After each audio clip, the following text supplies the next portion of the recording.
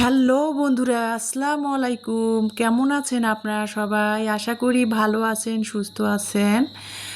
প্রতিদিনের মতো নতুন আর একটি ভিডিও নিয়ে হাজির হলাম আপনাদের মাঝে। তো ইলমার বাবা তো গতকালকে এসেছিল। এটা হলো গতকালকে শুক্রবার রাতের ভিডিও। ইলমার বাবা মানে আমাদের দিনাজপুরে এত পরিমাণ রোদ, মানে বলা যাচ্ছে না যে এক সপ্তাহ ধরে ঘরে থাকা যাচ্ছে না এমন অবস্থা। তো সকালবেলা ইলমার বাবা তো বৃহস্পতিবারে রাতেই 6টার দিকে এসেছে, গতকালকে শুক্রবার ছিল। তো বলছিল যে বাজার করব কি না, তো আমি বললাম যে হ্যাঁ টুকিটাকি একটু বাজার করলে তো ভালোই হতো। তো ইলমার বাবা বলছে যে রোজ যাব না, থাক, মোটরসাইকেলও বের করব না, বিকালবেলা বাজার করব। তো ইলমার বাবা আর দুপুরবেলা নামাজ পড়ে, জুমার নামাজ পড়ে এসে আর বের হয়েছিল না, একটু রেস্ট নিয়ে বিকালে বাজারে গিয়েছিল, এই যে মাগরিবের পর আর কি। গতকালকে ভিডিও আপনাদের সাথে শেয়ার করি নাই বন্ধুরা, সেজন্য আর কি ভিডিওটা রেখে দিয়েছিলাম। ভালো লাগাটা আজকে আপনাদের সাথে, আজকে রোজ শনিবার, শেয়ার করতেছি গতকালকের একটু ভিডিও সহ আজকের ডেলি লাইফের ভিডিওর সাথে। তো সন্ধ্যাবেলা ইলমার বাবা মাগরিবের পর বাজার করে নিয়ে আসছে হালকা পাতলা। সন্ধ্যাবেলা আর কি বাজার সেরকম আর কি, কাঁচা বাজার কি পাবে, সেরকম তো আর বাজার পাওয়া যায় না। সকাল সকাল কাঁচা বাজারে গেলে তরতাজা মাছ মাংস বা শাক সবজি পাওয়া যায়। তো সন্ধ্যাবেলা যেহেতু গরম আর রোদ ছিল, সেজন্য সন্ধ্যাবেলাতে তারপরেও আর কি এমার্জেন্সি যে বাজারগুলো আমার নাই সেগুলো নিয়ে এসেছে। তো এই যে এখানে আর কি মাছ নিয়ে আসছে, তেলাপিয়া মাছ 180 টাকা করে কেজি নিয়েছিল। তো কতটুকু নিয়ে আসছে সেটা জানি না, মাছগুলো বাজার থেকে কেটে নিয়ে আসছে। আর মাছগুলো সন্ধ্যাবেলা নিয়ে আসলে হবে কি, মাছগুলো কিন্তু অনেক তরতাজা ছিল। তো মাছগুলো আমি কিন্তু বাজার থেকে যেহেতু কেটেই নিয়ে এসেছে, মাছগুলো কিন্তু আমি মাছের যেহেতু আঁশটা বা রক্ত টক্ত থাকে, সেগুলো ভালো করে সিঙের মধ্যে ঢেলে মাছগুলো একটু পরিষ্কার করে পানি দিয়ে ধুয়ে প্যাকেট করে ফ্রোজেন করলাম। যখন রান্না করব তখন আমি মাছগুলো লবণ দিয়ে ভালো করে ধুয়ে রান্না করব। এই যে তারপরে মাছগুলো ফ্রিজে রেখে দিলাম। আর এখানে আমি এই যে বাজার নিয়ে এসেছে, আমি তো সব সময় আর কি খোলা তেলটা খাই। তো ইলমার বাবা বলছে বোতলটা আনতে পারবে না, আর ইলমার বাবা ওগুলো পছন্দও করে না, সেই জন্য আর কি আমি আর কি বলছিলাম। তো ইলমার বাবা বলছে বোতলের তেল খোলা তেল একই। তো ইলমার বাবা 2 লিটারের আর কি বোতলের তেল নিয়ে এসেছে, মানে 2 লিটারের সয়াবিন তেলের একটা বোতল নিয়ে এসেছে, চিনি 1 লিটার প্যাকেটের নিয়ে আসছে। তারপরে এখানে লবণ নিয়ে আসছে, মানে যে যে বাজারগুলো আমার ছিল না সেই বাজারগুলাই নিয়ে আসছে আর কি, এমার্জেন্সি যেগুলা। তো ইলমার বাবা বলছে যে আমি সামনের সপ্তাহে আল্লাহ বাসায় রাখলে আসবো, আবার সামনের সপ্তাহে পুরো বাজার করব। আর এত পরিমাণ রোদ গরম, মানে কি বলবো, রাতেই আর সকালে আর দুপুরে কি প্রচুর গরম পড়ে গেছে। বৈশাখ মাসেও মানে এরকম গরম পড়ে না, গ্রীষ্মকালে এতটা গরম পড়েছে। তো যাই হোক, ইলমার বাবা হালকা পাতলা আর কি চলার মতো সন্ধ্যাবেলা যে বাজার করে নিয়ে আসলো। তো চিনিগুলা ঢাললাম, চিনি প্যাকেট কেটে ঢাললাম, তারপরে লবণের প্যাকেট কেটে ঢাললাম, আর বাজারগুলোও গুছিয়ে নিচ্ছি। তো লবণ ঢেলে নিয়ে, লবণে কিন্তু সব সময় আমি লবণের প্যাকেট কেটে লবণের কৌটার মধ্যে ব্যবহার যে করি, সেই ব্যবহার করার জন্য ঢেলে নেই না। আর উপরে সবসময় আমি দারচিনি 2-1টা টুকরা দিয়ে দেই, যাতে দিলে হয় কি যে দারচিনির মধ্যে মানে দিলে লবণের কখনো পানি ছড়ায় বের হয় না। দেখা যায় অনেক সময় না কৌটার মধ্যে লবণ ঢাললে বেশি করে একসাথে পানি বের হয়।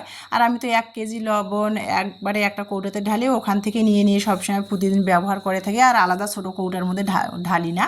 তো নাড়ানাড়ি ঘাটাঘাটি করলে কিন্তু লবণে দেখা যায় যে পানি বের হয়, সেই জন্য আমি কী করি, দারচিনি দিয়ে লবণ ঢালার পর দারচিনি দিয়ে রাখি দেই। আর দেখা যাচ্ছে চিনির ক্ষেত্রেও তাই, চিনি যখন পুরা 1.5-2 কেজি কৌটার মধ্যে একেবারে ঢালি, তখন দেখা যায় যে আমি চিনির মধ্যে 2টা বা 1টা তেজপাতা দিলে হয় কি, চিনির মধ্যে কখনো আর পিঁপড়াটা আসে না। আমি এটা সবসময় করে থাকি। আর তারপরে আর কি চিনির মধ্যে তেজপাতা দিলাম, লবণের মধ্যে দারচিনি দিলাম, যাতে যেন লবণটা ঝরঝরা থাকে আর চিনিটার মধ্যে পিঁপড়া না আসে।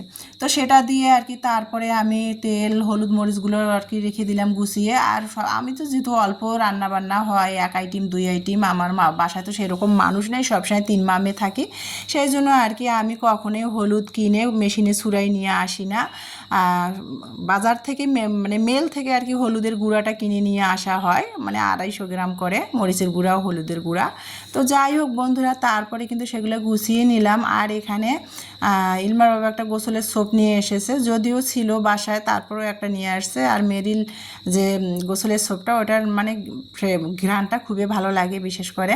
তাই যে আলু রসুন পেঁয়াজগুলো নিয়ে এসেছে সেগুলো আমি কিভাবে ব্যবহার করি বাজারের ঝুড়িতে ঢেলে ঢেলে, ভাড়া বাসা যেহেতু সেই জন্য বড় মানে বাঁশের ঝুড়িতে করে ঢেলে রেখে দিয়ে খাটের তলায় রেখে দেয়, সেখান থেকে নিত্য প্রয়োজনীয় যতখানি লাগে ততখানি বের করে নেই তো সেগুলো গুছিয়ে রেখে দিলাম। তারপরে বন্ধুরা ওটা গতকালকে শুক্রবার সন্ধ্যাবেলার ভিডিও ছিল, সন্ধ্যা 7টার দিকে।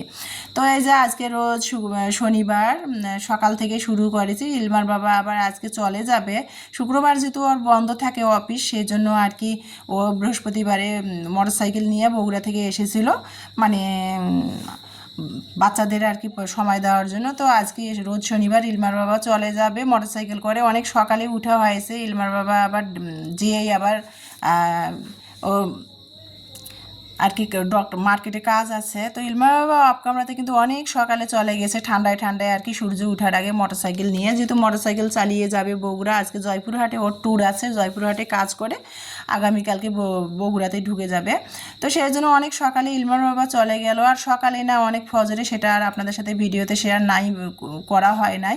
তারপরে এই যে এখানে কিন্তু মানে ডিম সিদ্ধ করে নিয়েছি, মুরগির ডিম, হাঁসের ডিম, 2 মেয়ের জন্য দেশি মুরগির ডিম মা নিয়ে আসছিলো, সেগুলো খাওয়াই হয় না, সেগুলো ভাবলাম সিদ্ধ করে দেই, সেগুলো সিদ্ধ করে নিলাম। সেগুলো কিন্তু আগেই সকালে খাওয়া হয়েছে। তারপরে রুটি বানিয়ে নিলাম। আর ইলমা তো পরোটা খায়, রুটি খায় না।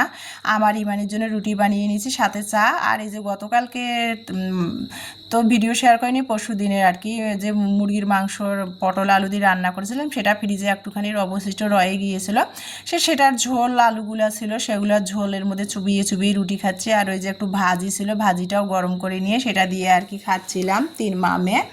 আর এই যে দেখেন সেটাই ভালো লাগাটা। তো আমি নাস্তা খাওয়ার আগেই কিন্তু আমার মেয়ে আমাকে চাটা ছেঁকে দিয়ে দিয়েছে। তো কি আর করার, চায়ের মধ্যে চুবিয়ে রুটি দেখতেছি চা গরম আছে কিনা। আমার তো আবার ধোয়া ওটা কাপের সাথে চায়ে যদি চুমুক না দিই তাহলে তো সেই চা আমার একটু ঠান্ডা হলে সেই চা কিন্তু আমার খেতে ভালো লাগে না। তো সেটা দেখতেছিলাম। তো এই যে মুরগির মাংস ভাজি দিয়ে চা সাথে দিয়ে সকালের নাস্তাটা খেয়ে নিলাম। আর দেখেন আজকে কি পরিমাণ রোদ উঠেছে, আজকে বলতে না আজ 1 সপ্তাহ ধরে, মানে 10-12 দিন ধরে আমাদের দিনাজপুরে প্রচুর রোদ, বৃষ্টি বাদল তো নাই বলতেই চলে, বাতাসও নাই এত পরিমাণ রোদ। তো সকালে নাস্তা খাওয়ার পর কিন্তু দেখা যাচ্ছে যে রুটি বানালে না চুলার মধ্যে আটা পরে রুটি ভাজলে তো চুলাটা একটু ময়লা হয়। তো ভাবলাম রান্না বসাবো, সিংয়ের মধ্যে প্লেট বাটিগুলো ধুবো, তার আগে ভাবলাম সকালে নাস্তা বানিয়ে নিয়েছি রুটি। তো গ্যাসের চুলাটা একটু ভালো করে পরিষ্কার করে নিই, দুপুরে যেহেতু রান্না করবো, করে সিংটা পরিষ্কার করে নিয়ে তারপরে প্লেট বাটিগুলো ধুয়ে নিয়ে তারপরে দুপুরের জন্য রান্না বসাবো। আগে সিংটা ক্লিন করে নিচ্ছিলাম। তো সেটাই আপনাদের সাথে ভালো লাগাটা আমার ডেলি লাইফে শেয়ার করতেছি। কী বা পারি আর শেয়ার করব বলেন, আমি যেটা করি যেভাবে চলি সেটাই তো আমার ভালো লাগাটা আপনাদের সাথে শেয়ার করব বন্ধুরা। তো এই যে তারপরে কিন্তু এই যে সকালে যে চা রুটি খাওয়া হয়েছে সেটাই প্লেট বাটিগুলো ধুবো। আগে চুলাটা পরিষ্কার করে নিলাম, সিংটা আগে পরিষ্কার করে নিলাম। আর আমার রান্নাঘরে তো সানসেট বলতে এই যে সিলিং একটাই, মানে সিংয়ের পাশে একটুখানি জায়গা ছিল, চুলা বসিয়েছি, আর পাশে না জায়গা নেই। তো সিংয়ের মধ্যে দাঁড়ায় কিন্তু আমাকে রুটি বানাতে হয়। তো সিংয়ের মধ্যে দেখা যাচ্ছে রুটি বানালে তো আটাটা একটু পরে, তো সেটা আগে পরিষ্কার করে নিলাম, নিয়ে তারপরে কিন্তু এখন এই যে সকালে নাস্তা খাওয়া প্লেট বাটিগুলো ধুচ্ছিলাম। আর 2 মেয়েকে আজকে তো ইলমার পূজার বন্ধ দিয়ে দিয়েছে, যেহেতু আগামীকাল থেকে দুর্গাপূজা শুরু হয়ে যাবে। ইলমার কিন্তু স্কুল বন্ধ দিয়েছে বৃহস্পতিবারেই 7 দিনের জন্য। তো ইমানিরও আবার আজকে উদ্ভাস বন্ধ, ইমানির বন্ধ দিবে এখন না, আরও 2 দিন 3 ক্লাস হওয়ার পর বন্ধ দিবে। তো 2 বোন শনিবার বাসায় আছে, তো ওদেরকে বললাম যে ওদেরকে বলতেছিলাম 2 বোনে কাজ করো হাতে হাতে হাতে মায়ের। তো এই মানিয়ে কাঁকরোল কাটতেছিল, কাঁকরোল ভাজি করব। আর এখন তো তরকারি, কাঁচা তরকারি, নতুন তরকারি শীতের আগাম তরকারি না আসা পর্যন্ত তো অনেক দাম কাঁচা তরকারি। তো ফ্রিজে ভাবলাম যে কাঁকরোল 70 টাকা করে কেজি, তো ভাবলাম ফ্রিজে কিছু কাঁকরোল আছে, কাঁকরোল ভাজি করে নেই, মাসকালের ডাল করব। আর আলু দিয়ে একটু টমেটো ফ্রোজেন করা টমেটো ধনিয়া পাতা দিয়ে তেলাপিয়া মাছ রান্না করব। গতকালকে ইলমার বাবা যে তেলাপিয়া মাছ নিয়ে আসছে সেটাই আলু দিয়ে রান্না করব, ফ্রোজেন করা ধনিয়া পাতা টমেটো দিয়ে। তো তার আগে ভাবলাম যে পেয়ারা নিয়ে আসা হয়েছিল 1 কেজি, মানে একদিন খালি খাওয়া হয়েছিল পেয়ারা, তা ফ্রিজে রয়ে গেছে। তো ভাবলাম যে পরিমাণ গরম ফ্রিজে থাকলেও কিন্তু জিনিসটা ভালো থাকে না, তো ভাবলাম যে মেয়েদের যে পেয়ারা বাসায় আছো 2 বোনে পেয়ারা কেটে খাও। তো তারপরে এই যে পেয়ারাটা কেটে খাওয়া হচ্ছিল, আর সেটাই আমার ভালো লাগাটা আপনাদের মাঝে শেয়ার করলাম।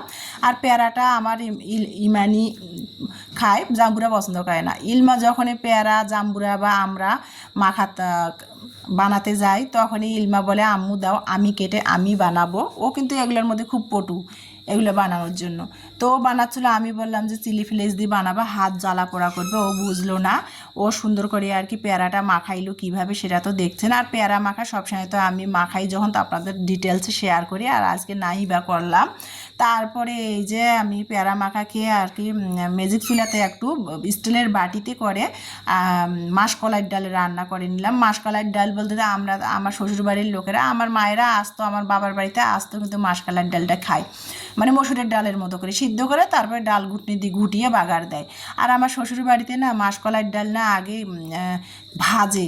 ভেজে তারপরে খোসাগুলো পাটার মধ্যে ছুলে ঝেড়ে তারপরে কিন্তু ঢেকির মধ্যে বা ব্লেন্ডারে ব্লেন্ড করে গুঁড়ো করে তারপরে কিন্তু গরম পানি দিয়ে মাসকলাইয়ের ডাল রান্না করে। তো আমার শাশুড়ির কাছে মাসকলাইয়ের ডালটা রান্না করা শেখা, তো সেটাই আর কি আমার শাশুড়ির মতো করে ওরা যেভাবে খায় আমি ওভাবে রান্না করে নিলাম। মাসকলাইয়ের ডালটা গুঁড়া আর কি গরম পানিতে দিয়ে হলুদের গুঁড়া মরিচের গুঁড়া আস্ত আর কি গরম মশলা কিছু দিয়ে মাসকলাইয়ের ডালটা ফুটিয়ে নিলাম, নিয়ে মাসকলাইয়ের ডালের গুঁড়াটা নিয়ে বাগার দিলাম আর কি। আর এর আগেও তো আপনাদের কীভাবে মাসকলাইয়ের ডালের গুঁড়াটা রান্না করেছিলাম শেয়ার করেছিলাম, এটাও ডিটেলসে না বললাম। তো তাই যাই হোক, তারপরে কিন্তু এই যে আমি তেলাপিয়া মাছটা কিন্তু ধুয়ে লবণ দিয়ে ফ্রিজ থেকে বের করে ধুয়ে তারপরে লবণ হলুদ মরিচের গুঁড়া মেখে একটু ভেজে নিয়েছি। ভেজে নিয়ে এখন ভাবলাম যে আলু দিয়ে আমি ভাবলাম যে ফ্রোজেন করা ধনিয়া পাতা টমেটো দিয়ে তেলাপিয়া মাছটা রান্না করব। তো এই যে আলু আর মাছটা ভেজে নিয়ে ওই তেলের মধ্যে পেঁয়াজ দিছি আর আলু দিছি একসাথে, পেঁয়াজে আলুই ভেজে নিচ্ছি, যে পেঁয়াজটা ভাজি হবে আলুটা ওর সাথে ভাজি হবে, একটু ভাজা হবে। তার মধ্যে কিন্তু এখানে কাঁচামরিচ, তো আমরা সবসময় সারা বছরে কাঁচামরিচের তরকারি খাই, কাঁচামরিচ দিয়ে দিব, রসুন বাটা বের করেছি। আর এখানে আর কি ফ্রিজে মানে পলিথিনের ব্যাগে করে আর কি ফ্রোজেন করে রেখেছিলাম টমেটো, সেটা আর কি বের করে নিলাম, নিয়ে সেটাই দিয়ে দিব। তো এই যে পেঁয়াজ আর আলুটা তেলের সাথে ভালো করে ভেজে নিয়ে এখন একে একে যে মশলাগুলো রেগুলার দেই সেই মশলাগুলো দিয়ে এখন কষিয়ে নিচ্ছিলাম আলুটা। তারপরে আলুটা কষিয়ে নিয়ে, আর যেহেতু কাঁচামরিচের তরকারির কালারটা কিন্তু একটু হালকা হয়, দেখতে ভালো লাগে না, কিন্তু কাঁচামরিচের তরকারি কিন্তু খুবই মানে স্বাস্থ্যের জন্য উপকারী।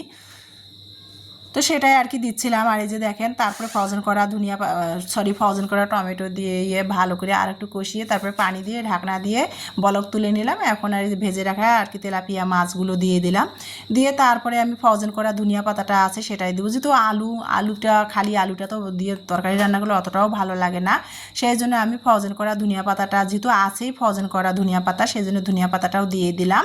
দিয়ে তারপরে এই যে বরফ হয়ে আছে ফ্রোজেন করা ধনিয়া পাতাটা বের করেই দিয়ে দিলাম, দিয়ে উপরে ছড়াই দিলাম, দিয়ে তারপরে তরকারিটা আমি মানে আরও 5 মিনিট ধরে রান্না করে চুলার জালটা বন্ধ করে নিয়েছি।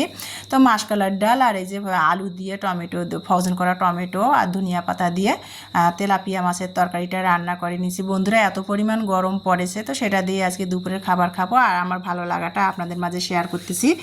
আমার ভিডিওটি দেখার জন্য সবাইকে অসংখ্য ধন্যবাদ। আমার নেক্সট ভিডিও দেখার জন্য সবাইকে আমন্ত্রণ জানিয়ে আজকে দুপুরে খাবার খেতে খেতে বিদায় নেব। বন্ধুরা সবাই ভালো থাকবেন, নিরাপদে থাকবেন, আর ভিডিওটি দেখার জন্য আবারও সবাইকে অসংখ্য ধন্যবাদ জানিয়ে ভিডিওর মাঝ থেকে বিদায় নিব। আল্লাহ হাফেজ।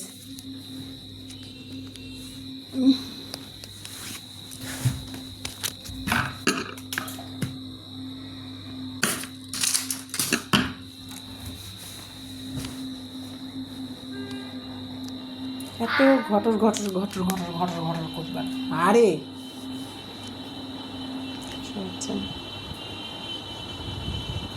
গরমের জ্বালায় থাকা যায় না।